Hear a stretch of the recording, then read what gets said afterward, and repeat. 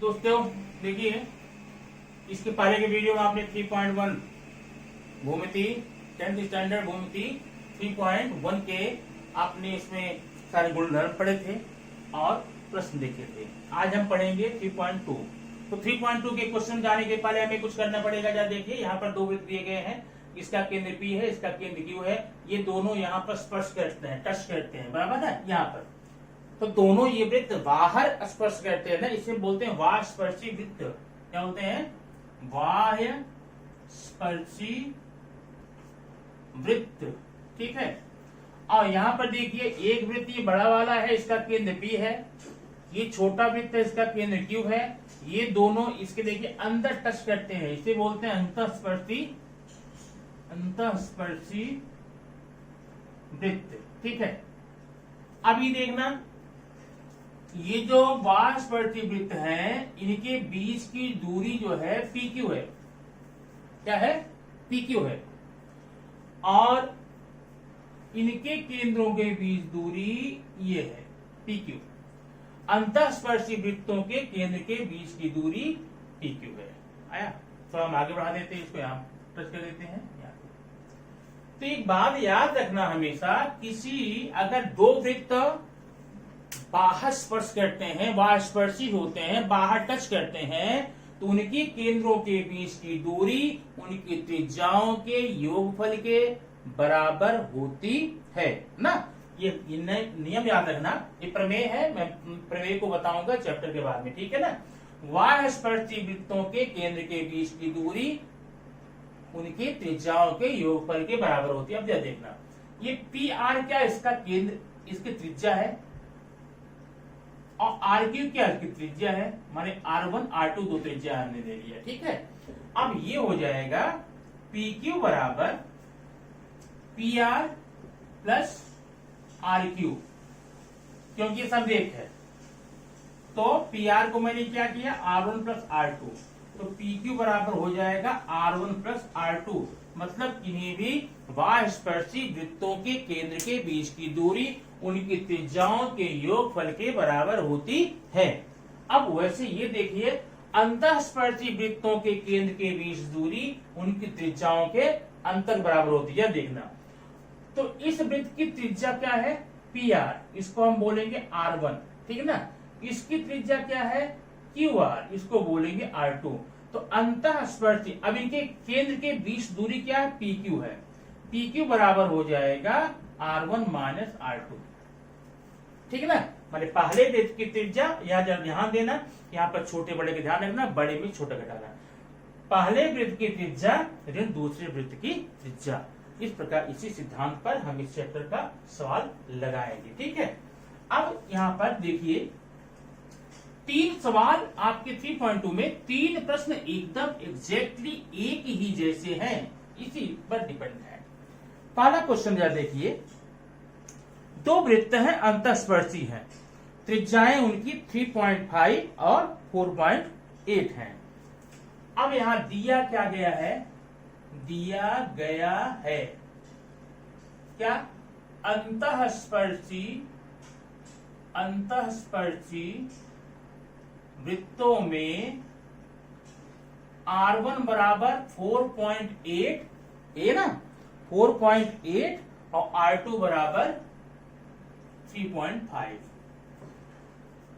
अब क्या लिखेंगे? इनके बीच दूरी, अंतःस्पर्शी वृत्तों के केंद्रों के बीच की दूरी बराबर R1 माइनस R2 बराबर 4.8 माइनस 3.5 बराबर 1.3 सेंटीमीटर। अगर ये सेंटीमीटर लिखा गया, सेमी आप लिख लीजिए। इस प्रकार से आप ये अंतःस्पर्शी वृत्तों के बीच की दूरी निकाल लेते हैं। ये 3.2 का फर्स्ट क्वेश्चन है। ठीक है। अब 3.2 के सेकंड क्वेश्चन में आप बता दूं, यहां पर दो वृत्त हैं, बाह्य स्पर्शी हैं। कहते हैं बाह्य स्पर्शी वृत्त है। तो R1 का मान है 5.5 5.5 और R2 का मान है 4.2। तो बाह्य स्पर्शी वृत्तों के केंद्र के बीच दूरी क्या हो जाएगी, R1 प्लस R2, दोनों जोड़ दो, ये आपका हो जाएगा। प्रश्न नंबर आपका क्या हो गया, ये सेकंड हो गया। थर्ड बता दूं, बोल देता हूं, आप लोग लगा लेना किताब देख करके। दो वृत्त हैं, एक की त्रिज्या 4 है, एक की 2.8 है। याद रखना, दो वृत्त है, R1 4 है, R2 2.8 है। वो अंतःस्पर्शी भी है और बाह्य स्पर्शी भी, दोनों फल लगाना उसी में। जब बाह्य स्पर्शी हो तो R1 प्लस R2 करना, अंतःस्पर्शी है तो R1 माइनस R2 करना। ये प्रश्न आपका हो जाएगा, ठीक ना। 3 क्वेश्चन आपके ये हो गए 3.2 के, आप लगाइए। और प्रॉब्लम कोई होगी आप तुरंत कमेंट बॉक्स में जाकर तो पूछ सकते हैं, उसका वीडियो आपको फिर से लगा के दिया जाएगा, ठीक है। अब आइए देखते हैं प्रश्न नंबर 4। अब प्रश्न नंबर 4 में देखिए, ये है एक वृत्त, यहां बनाता हूं, ये है एक वृत्त और एक वृत्त है यहां, ठीक। इसका केंद्र है P, इसका केंद्र है Q, इसको यहां पर मिलाया गया है और स्पर्श बिंदु क्या है, R, ठीक है। तो उसके बाद में ये है, यहां पर एक बिंदु A है, यहां पर A, B है, ठीक है। अब इनको हम मिला देते हैं इसे,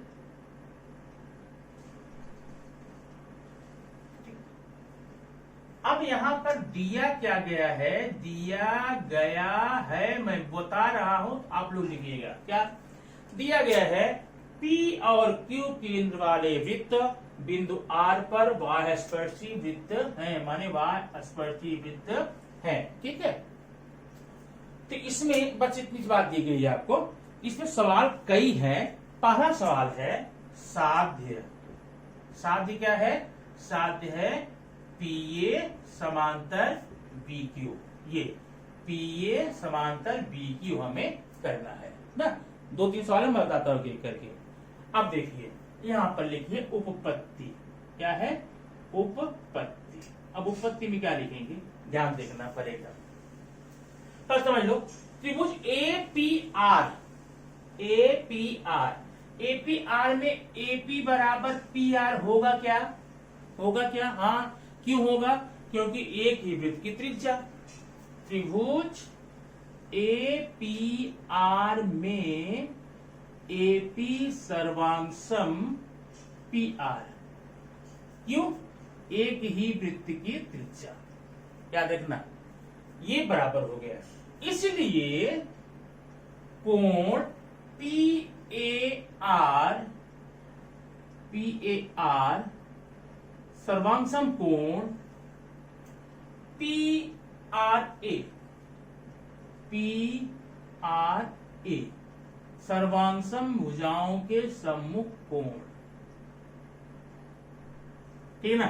माने अब ये वाला कोण बराबर हो गया। बात समझ में गया, फिर देख लो, मैंने त्रिभुज लिया है APR में AP बराबर PR है, एक ही वृत्त त्रिज्या है, मतलब समद्विबाहु त्रिभुज हुआ। और समद्विबाहु त्रिभुज में सर्वांशम भुजाओं के सम्मुख कोण सर्वांशम होते हैं, तो मैंने ये कोण सर्वांशम कर दिया। बात समझ में आई, अच्छा। अब ये समीकरण नंबर 1 कर दो, नहीं तो एक काम और कर सकते हैं, या कोण PAB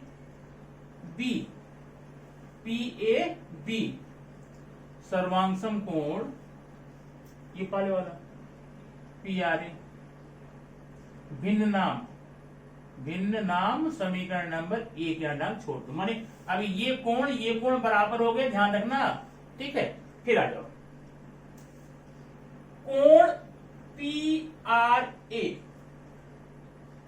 कोण PRA सर्वांशम कोण QRB, क्यों, शीर्षाभिमुख कोण समीकरण नंबर 2, मतलब ये वाला कोण इसके बराबर हो गया, ठीक है। पुनः त्रिभुज आर क्यू बी में, आर क्यू बी में आर क्यू सर्वांशम बी क्यू है ना, ये बराबर इसके है ना, क्यों? एक ही वृत्त की त्रिज्या, एक ही वृत्त की त्रिज्या, इसलिए ये वाला कोण कौन सा नाम, क्या नाम इसका है? इसका नाम क्या है? Q R B. ये वाला कोण इसके बराबर हो जाएगा, किसके? R B Q. ठीक ना, समीकरण नंबर 3 हो गया।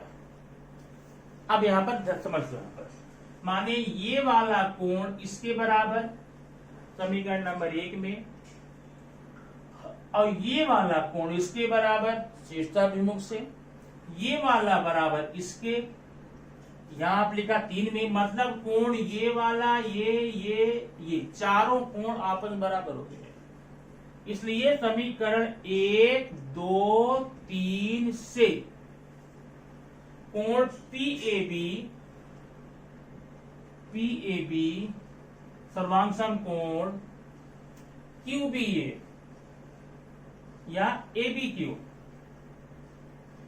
हुआ ना, माने चारों बराबर हो गए, माने ये चारों बराबर हो गए ना, तो ये वाला कोण बराबर हम इसके ले लिए यहां पर, किंतु ये एकांतर कोण है। कैसे कोण है? एकांतर कोण है, माने ये कोण पीएबी और क्यूबीए बराबर है। ये दोनों के तो है पीएबी ये वाला कोण है, और यहां पर मैंने क्या लिखा है? क्यूबीए एबीक्यू चलेगा, ये ना, ये हो गए सर्वांशम हो गए, एकांतर हो गए, इसलिए एपी समांतर बीक्यू ना, एकांतरता की विलोम कसौटी, एकांतरता की विलोम कसौटी। तो आपका ये हो गया, दोनों बराबर हो गए। ठीक है, आप कर लेंगे इसको। अब आइए हम देखते हैं प्रश्न नंबर 2। इसी प्रश्न में दूसरा क्या है, इसी प्रश्न का दूसरा आप देखेंगे। यहां पर दूसरा है, सिद्ध करो कि त्रिभुज एपीआर सर्वांशम त्रिभुज समरूप है, सॉरी समरूप त्रिभुज आर क्यू बी। ये देखो, हमें करना है ए पी आर और आर क्यू बी, ये दोनों को समरूप करना है। मैं कुछ बताऊंगा नहीं, तुम्हें बता रहे हैं। आप यहां पर लिखे उपपत्ति, त्रिभुज ए पी आर तथा त्रिभुज आर क्यू बी में। तो समरूप करने के लिए हमें 3 चीजें चाहिए। अगर कोण के पास जाते हैं, 2 में ही वो काम हो जाएगा। दिखा दो कोण ए बराबर बी, कोण ए बराबर कोण बी ना, क्यों? एकांतर कोण हो गया। अब कोण ये वाला क्या नाम है? पी ए आर पी, कोण ए आर पी सर्वांशम कोण बी आर क्यू, क्यों? ये शीर्षाभिमुख कोण है। जब इन दोनों त्रिभुजों में 2 कोण बराबर आ गए तो हम सीधा लिख देंगे ना, इसलिए त्रिभुज एपीआर समरूप त्रिभुज आर क्यू बी। कोको कसौटी, कोण कोण कसौटी, ठीक है ना। आप इसका स्क्रीनशॉट लीजिए, मैं फिर आपको बता दूंगा।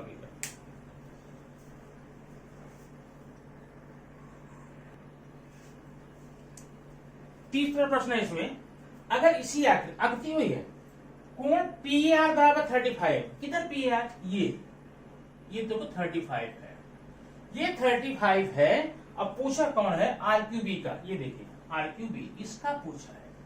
मैं इसे हल तो नहीं करूंगा, सॉल्व नहीं करूंगा, आपको मैं आइडिया बताता हूं और आप कर लेंगे। अब बताइए, आप ऊपर कर चुके थे, ए बराबर 35 तो बी बराबर 35 होगा। क्यों होगा? एकांतर कोण, और त्रिभुज आर क्यू बी एक समद्विबाहु त्रिभुज है। जब बी का मान 35 हो गया, ये भी 35 होगा। क्यों 35 होगा?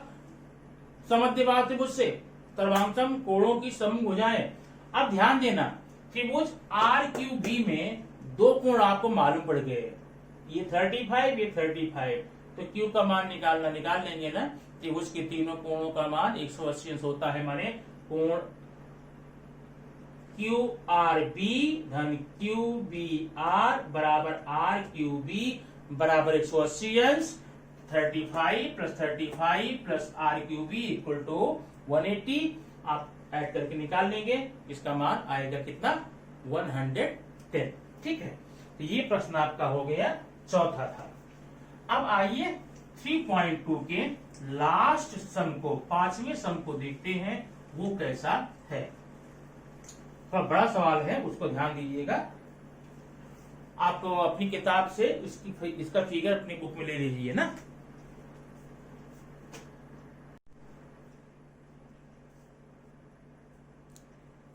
ये आपका है क्वेश्चन नंबर 5। यहां ध्यान देखिए, यहाँ पर दो वृत्त है, इसका केंद्र ए है, इसका केंद्र बी है। एक दूसरे के बिंदु बाहर यहाँ पर मिलते हैं, नाम है यहाँ पे ई कर देते हैं। ठीक है, इसमें ये दिया गया है कि एक वृत्त की त्रिज्या 4 है, दूसरे की 6 है। अब किसकी 4 किसकी 6 आपको समझ में आ जाना चाहिए। तो छोटे की 4 ये होगी 4 और ये बड़े की होगी 6। ठीक है, अब आपसे पूछा गया है CD का मान निकालना है आपको, है इसका CD का।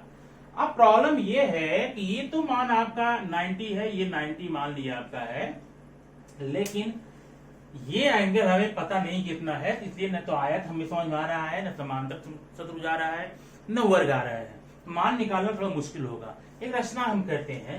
रचना क्या करेंगे? रचना AP समांतर CD खींचा। ये देखिए AP मैंने CD के समांतर मैंने AP खींच दिया। अब बात समझ आ गई? अच्छा, अब जरा देखना यहां पर हल। AB बराबर AE धन EB होगा ना। ये AB बराबर AE धन EB, क्योंकि एक रेखीय है, बराबर हो जाएगा 4 प्लस 6। ये 4 है ना त्रिज्या इसकी, और ये 6 है, इक्वल टू 10। AB बराबर आ गया आपका 10। ध्यान रखना, हो गया। अब फिर देखिए DB बराबर DP प्लस PB होगा ना। ये एक रेखीय है, तो DB का मान दिया है 6 बराबर DP का। आपने देखा चतुर्भुज ACDP में है ना, AC समांतर DP, ये है प्रत्येक 90 अंश, अंतःकोण बोल दो, अंतःकोण से ये 90 का है ना। और CD समांतर AP, ये रचना से है, रचना की नहीं है समांतर। अतः चतुर्भुज ACDP एक समांतर चतुर्भुज है। ध्यान रखना, अब ये समांतर चतुर्भुज आपका हो गया। तो समांतर हो गया तो AC इक्वल टू DP हो जाएगा बराबर 4। ये आ गया 4। ठीक है, अब हम लिखेंगे DB बराबर DP प्लस PB, 6 बराबर 4 धन PB।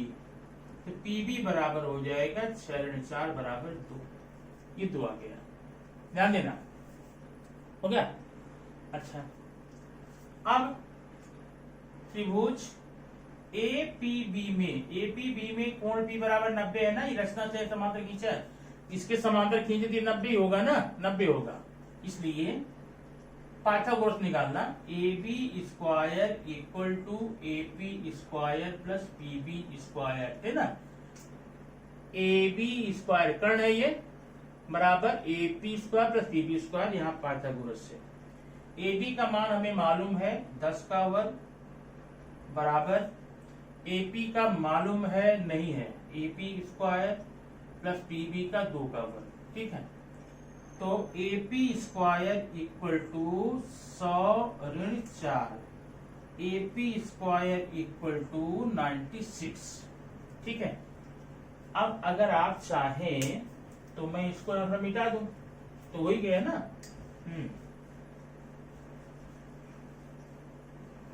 ध्यान दो, AP square equal to 96, AP equal to under root 96 बराबर,